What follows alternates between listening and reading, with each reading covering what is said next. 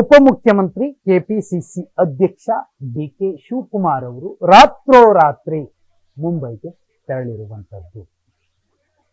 ಈ ಹಿಂದೆ ಕಾಂಗ್ರೆಸ್ ಜೆಡಿಎಸ್ ಮೈತ್ರಿ ಸರ್ಕಾರವನ್ನ ಕೆಡವಿದ ಕ್ಷಿಪ್ರ ಕ್ರಾಂತಿಯ ನಾಯಕ ರಮೇಶ್ ಜಾರಕಿಹೊಳಿ ಅವರು ಕೂಡ ಫಸ್ಟ್ ಬಾಂಬೆಯಲ್ಲೇ ಕಾಣಿಸ್ಕೊಂಡ್ರು. ಅದರರ್ಥ ಸಿದ್ದರಾಮಯ್ಯ ಅವರ ಸರ್ಕಾರವನ್ನ ಡಿ ಕೆ ಶಿವಕುಮಾರ್ ಅವರು ಕೆಡುತ್ತಾರೆ ಅಂತ ಅಲ್ಲ. ಆದ್ರೆ ಎಷ್ಟು ಸಾಧ್ಯವೋ ಅಷ್ಟು ಒತ್ತಡ ಹಾಕುವ ಪ್ರಯತ್ನವನ್ನ ಡಿ ಕೆ ಶಿವಕುಮಾರ್ ಅವರು ಮಾಡ್ತಿದ್ದಾರೆ ಅನಿಸುತ್ತದೆ. ಆದ್ರೆ ಇಂತಹ ಒತ್ತಡಗಳೆಲ್ಲವನ್ನೂ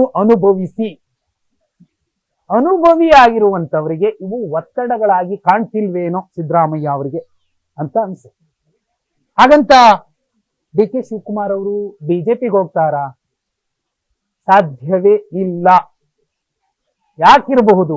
3 ಕಾರಣ ನಾವು ನೋಡ್ಬೋದು. ಒಂದು, ಡಿ ಕೆ ಶಿವಕುಮಾರ್ ಅವರಿಗೆ ಹೆಚ್ಚು ಶತ್ರುಗಳಿರೋದು ಕಾಂಗ್ರೆಸ್ ಅಲ್ಲಲ್ಲ, ಕಾಂಗ್ರೆಸ್ ಆಚೆಗೆ, ಅದರಲ್ಲಿ ಬಿಜೆಪಿಯಲ್ಲಿ.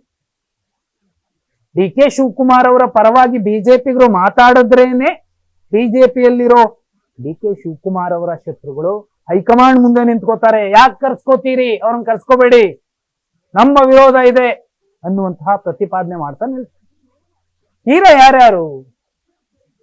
ರಮೇಶ್ ಜಾರಕಿಹೊಳಿ ಬಹುದೊಡ್ಡ ವಿರೋಧ ವ್ಯಕ್ತ ಆಗುತ್ತೆ. ಅವರೇನು ದೊಡ್ಡ ನಾಯಕರ ಅಂತ ಪ್ರಬಲ ಸಮಾಜ, ಒಕ್ಕಲಿಗ ಸಮಾಜ ಕೇಳಬಹುದು. ಅವರೂ ಈ ರಾಜ್ಯದಲ್ಲಿ ಪ್ರಭಾವಿನೇ. ಅವರ ಕುಟುಂಬ, ಜಾರಕಿಹೊಳಿ ಕುಟುಂಬ ಪ್ರಭಾವಿನೇ. ಆ ಕಾರಣಕ್ಕೋಸ್ಕರನೇ ಡಿ ಕೆ ಶಿವಕುಮಾರ್ ಅವರು ನೇರವಾಗಿ ಹೋಗಿ ಸತೀಶ್ ಜಾರಕಿಹೊಳಿ ಅವರಿಗೆ ಏನಣ್ಣ ಅಂತ ಮಾತಾಡ್ಸಿದ್ದು. ಇನ್ನು ಅವರದ್ದೇ ಕ್ಷೇತ್ರದಲ್ಲಿ ಚಿಗುರೊಡೆದು ಬೆಳೆದು ಅವರ ಕಿರುಕುಳಕ್ಕೋ, ಅವರ ಬೇಸರಕ್ಕೋ, ಅವರ ಉಪಟಳಕ್ಕೋ ನೊಂದು ಬೆಂದು ನಲುಗುತ್ತಿರುವಂತಹ ಮುನಿರತ್ನಂ ಅವರು ಕೂಡ ಡಿ ಕೆ ಅವರು ಬಿಜೆಪಿಗೆ ಬರ್ತಾರೆ ಅಂದ್ರೆ ರೆಡ್ ಕಾರ್ಪೆಟ್ ಹಾಸಿ ಅಂತ ಹೇಳೋದಿಲ್ಲ. ಇವರಿಬ್ಬರೇ ಅಂತ ಹೇಳೋದಕ್ಕೂ ಮುಂಚೆ ದೊಡ್ಡ ಮೈತ್ರಿ ಪಕ್ಷ ಜೆಡಿಎಸ್ ಯಾವ ಕಾರಣಕ್ಕೂ ಒಪ್ಪೋದಿಲ್ಲ. ಇನ್ನು ಬಿಜೆಪಿ ಒಳಗೆ ಇರುವಂತಹ ಒಕ್ಕಲಿಗ ನಾಯಕರು ಬಹುದೊಡ್ಡ ಪ್ರತಿಸ್ಪರ್ಧಿ. ಈಗಾಗಲೇ ಎಚ್ ಡಿ ಕುಮಾರಸ್ವಾಮಿ ಅವರು ಬಂದಿದ್ದಾರೆ. ಅವ್ರ ಜೊತೆ ಡಿ ಕೆ ಶಿವಕುಮಾರ್ ಅವರು ಬಂದ್ಬಿಟ್ರೆ ನಾವು ಮೂಲೆಯಲ್ಲಿ ನಿಂತ್ಕೊಂಡು ಉಪ್ಪಿನಕಾಯಿ ನೆಕ್ಕಬೇಕಾ ಅಂತ ಕೇಳುವಂತಹ ಸ್ಥಿತಿ ನಿರ್ಮಾಣ ಆಗತ್ತೆ. ಬೆಂಗಳೂರಲ್ಲಿರೋ ಪ್ರಭಾವಿ ಒಕ್ಕಲಿಗ ನಾಯಕರೇ, ಬಿಜೆಪಿಯ ನಾಯಕರೇನೆ ದೊಡ್ಡ ನಮಸ್ಕಾರ ಸ್ವಾಮಿ, ನೀವು ಕರ್ಕಬೇಡಿ ಅಂತ ಹೇಳುವಂತಹ ಸ್ಥಿತಿ ಬಿಜೆಪಿಯಲ್ಲಿದೆ. ಆದ್ರೂ ಅವ್ರು ಬರ್ತಾರೆ ಅಂದ್ರೆ ಅವ್ರನ್ನ ಸಿಎಂ ಮಾಡೋದಕ್ಕೆ ಕುಮಾರಸ್ವಾಮಿ ಅವರಾಗ್ಲಿ ಅಥವಾ ಶ್ರೀಮಾನ್ ದೇವೇಗೌಡರಾಗ್ಲಿ ಬಿಡ್ತಾರ?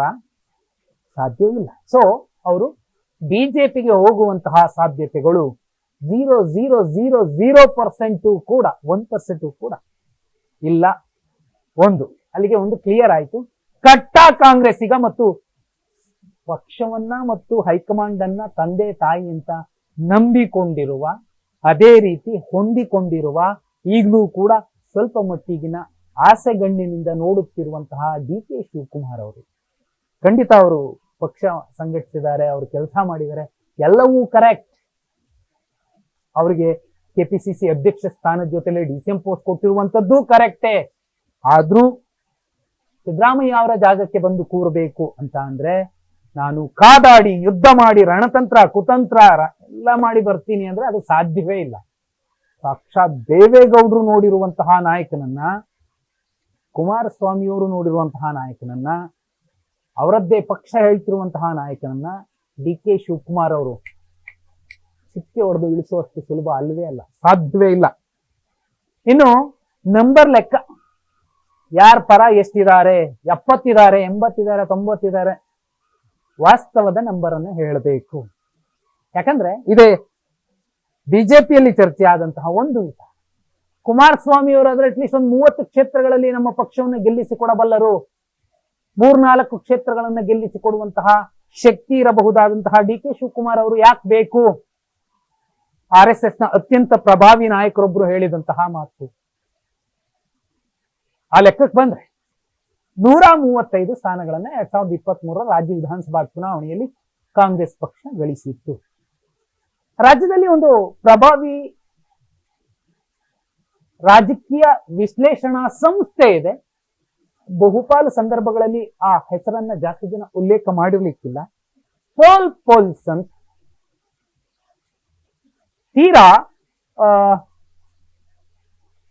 ಸುನೀಲ್ ಕನ್ನುಗೋಲು ಅವರಿಗಿಂತ ಮುಂಚೆ, ಯಾಕಂದ್ರೆ ಡಿ ಕೆ ಶಿವಕುಮಾರ್ ಅವರು ನಾವು 135 ಸ್ಥಾನಗಳನ್ನ ಗೆದ್ದೇ ಗೆಲ್ತೀವಿ ಅಂತ ಹೇಳೋದಕ್ಕೆ ಮೂಲ ಕಾರಕವಾದಂತಹ ಒಂದು ಸಮೀಕ್ಷಾ ಸಂಸ್ಥೆ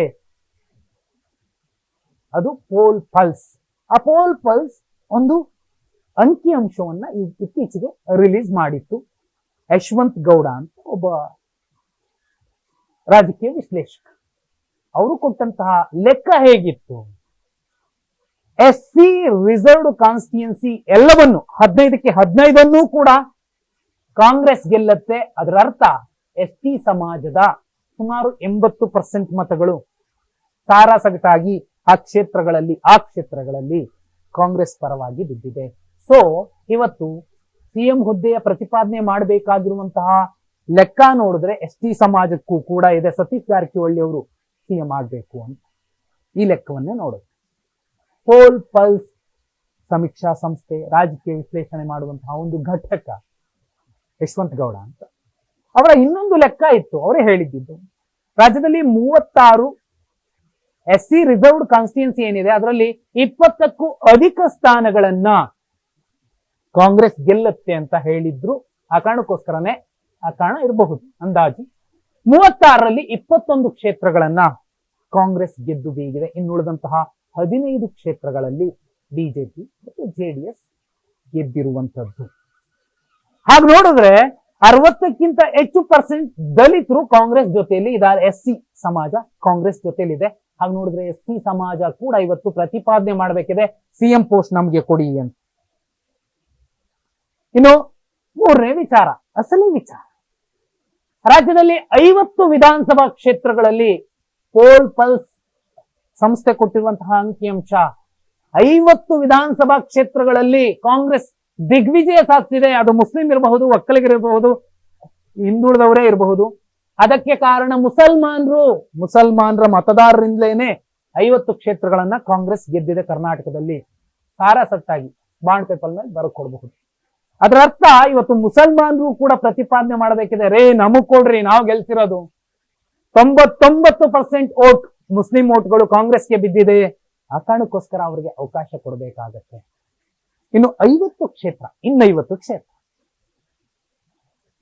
ಇಲ್ಲಿ ಹಿಂದುಳಿದ ಮತ್ತು ದಲಿತ ಮತಗಳು ಎಷ್ಟು ನಿರ್ಣಾಯಕವಾದವು ಅಂದ್ರೆ, ಅದರಲ್ಲೂ ಮುಖ್ಯವಾಗಿ ಈ ಕರಾವಳಿ ಭಾಗದಲ್ಲಿ ಈಡಿಗರ ಮತಗಳು, ಇನ್ನು ಉತ್ತರ ಕರ್ನಾಟಕದಲ್ಲಿ ಬಹುಪಾಲು ಕುರುಬ, ಉಪ್ಪಾರ, ದಕ್ಷಿಣ ಕರ್ನಾಟಕ ಕೂಡ ಅನ್ವಯಿಸುತ್ತೆ, ಕಬ್ಬಲಿಗ, ಕೋಲಿ ಸಮಾಜ, ಈ ಎಲ್ಲ ಸಮಾಜಗಳ ಮತಗಳು, ಕುಂಬಾರ, ಗೊಲ್ಲ, ಇಂಪಾರ್ಟೆಂಟ್ ಆಗಿ ಬಯಲ್ಸೀಮೆಯಲ್ಲಿ, ಹಳೆ ಮೈಸೂರು ಭಾಗದಲ್ಲಿ ತಿಗಳ, ಈ ಸಮಾಜಗಳ ಮತಗಳ ಕ್ರೋಢೀಕರಣದಿಂದಾಗಿ ವಿಶ್ವಕರ್ಮ ಮತಗಳು ಕೂಡ ಕಾಂಗ್ರೆಸ್, ಸ್ವಲ್ಪ ಮಟ್ಟಿಗೆ ವಿಶ್ವಕರ್ಮ ಮತಗಳು ಬಹುಪಾಲು ಬಿಜೆಪಿ ಸೇರ್ತವೆ, ಸ್ವಲ್ಪ ಮಟ್ಟಿಗೆ ಕಾಂಗ್ರೆಸ್ ಗೆದ್ದಿದೆ. ಇದರ ಅರ್ಥ ಅಲ್ಪಸಂಖ್ಯಾತ ಹಿಂದುಳಿದ ದಲಿತ ಮತಗಳಿಂದಾನೇ ರಾಜ್ಯದಲ್ಲಿ ಕಾಂಗ್ರೆಸ್ ಬಂದಿದೆ. ಇವತ್ತು 22, 23 ಒಕ್ಕಲಿಗ ಸಮಾಜದ ಶಾಸಕರು ಆಯ್ಕೆಯಾಗಿ ಬಂದಿದ್ದಾರೆ ಅಂದ್ರೆ ಬರೀ ಒಕ್ಕಲಿಗರು ಓಟ್ ಹಾಕಿದ್ದಕ್ಕೆ ಗೆದ್ದು ಬಂದಿಲ್ಲ. ಮಂಡ್ಯ, ಹಾಸನ ಸೇರಿದಂತೆ ಈ ಕಡೆ ಭಾಗಗಳಲ್ಲಿ ಬೇರೆ ಪಕ್ಷಗಳಲ್ಲೂ ಒಕ್ಕಲಿಗರೇ, ಈ ಪಕ್ಷದಲ್ಲೂ ಒಕ್ಕಲಿಗರೇ ಎಂದಾಗ ಒಕ್ಕಲಿಗ ಮತಗಳು ಡಿವೈಡ್ ಆಗುತ್ತೆ. ಇನ್ನುಳಿದಂತಹ ಪ್ರತಿ ಕ್ಷೇತ್ರದಲ್ಲಿ ಸಿಗಬಹುದಾದಂತಹ 70-80 ಸಾವಿರ ಅಹಿಂದ ಮತಗಳಲ್ಲಿ ಬಹುಪಾಲು ಯಾರಿಗೆ? ಕಾಂಗ್ರೆಸ್ ಸಿಗುತ್ತೆ. ಅದರ ಅರ್ಥ ಗೆಲ್ಲಿಸಿದ್ ಯಾರು ಅಂದ್ರೆ ಅಹಿಂದ ವರ್ಗ. ಇದು ವಾಸ್ತವ. ಇದರ ಜೊತೆಲಿ ಇನ್ನೂ ಮುಖ್ಯವಾದ ಒಂದು ಲೆಕ್ಕ, ಒಂದು ವಿಧುರ ನೀತಿ ಸೇರಿದಂತೆ ಬಹುಪಾಲು ರಣನೀತಿಗಳು ಹೇಳುವಂಥದ್ದು, ಪ್ರಬಲನೊಬ್ಬನಿದ್ರೆ ಅವನ ವಿರುದ್ಧ ಯುದ್ಧಕ್ಕೆ ಹೋಗೋದಾದ್ರೆ ಅವನನ್ನ ಮುಗಿಸಿದ್ರೆ ಮಾತ್ರ ಪ್ರತಿಸ್ಪರ್ಧಿ ಆರಾಮಾಗಿ ಮುಂದಿನ ಜೀವನವನ್ನ ನಡೆಸಬಹುದು. ಒಂದು ವೇಳೆ ಅದು ಸಾಧ್ಯವಾಗದೆ ಹೋದ್ರೆ ಪ್ರಬಲನೊಬ್ಬನನ್ನ ಕೆಣಕಿ, ಪ್ರಬಲನ ಅಷ್ಟು ಸಮರ್ಥನಲ್ಲದೆ ಇರೋ, ಅವ್ರಿಗಿಂತ ಕಡಿಮೆ ಇರೋ ಶಕ್ತಿ ಇರುವಂತಹ ವ್ಯಕ್ತಿ ಪ್ರಬಲನ ಎದುರಲ್ಲಿ ನಿಲ್ಲೋಕಾಗೋದಿಲ್ಲ, ಮತ್ತೆ ಬದುಕೋಕಾಗೋದಿಲ್ಲ. ಈಗ DK ಶಿವಕುಮಾರ್ ಅವರ ಬಣದ ನಾಯಕರ ಸ್ಥಿತಿ ಕೂಡ ಅಲ್ಲಿಗೆ ಬಂದು ನಿಂತಿದೆ.